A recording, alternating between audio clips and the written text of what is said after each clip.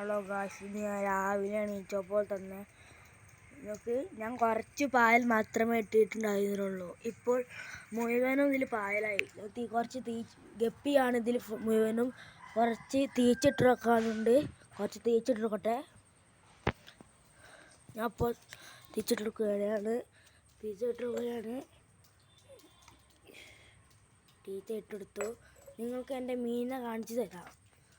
ഇതാണ് എൻ്റെ കോരി.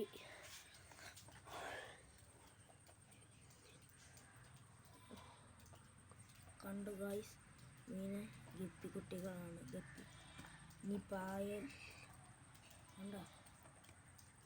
അപ്പോൾ ഇനി ഈ വേസ്റ്റ് ഇതിലൊന്നും മീനില്ല. അത് ഫുള്ള് പായൽസാണ്. പായൽ കളയാൻ മനസ്സ് കിട്ടിയില്ല.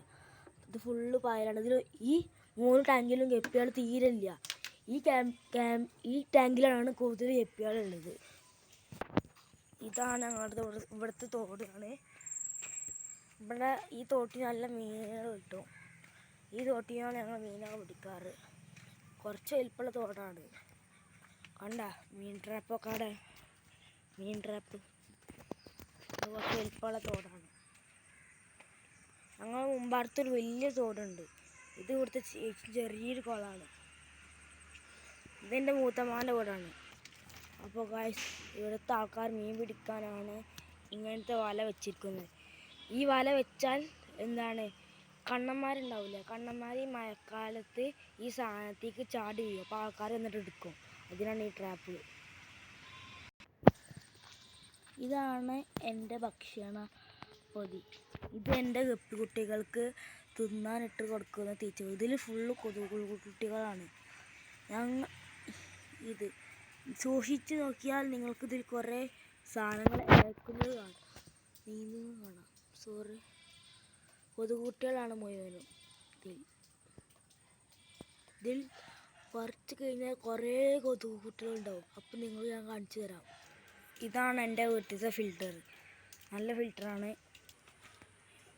ഇതാണ് എൻ്റെ തറവാട്. ഞാൻ കണ്ടിട്ടില്ലല്ലോ. ഇതാണ് എൻ്റെ തറവാട്.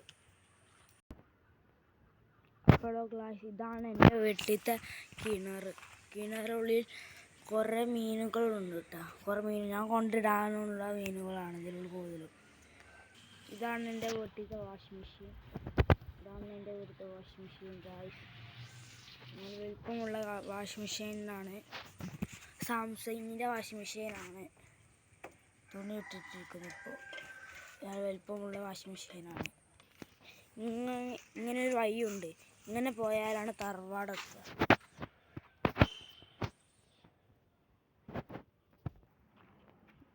ഇതാണ് എൻ്റെ വീടിൻ്റെ മുൻഭാഗം. ശരി, അപ്പോൾ നാളെ കാണാം.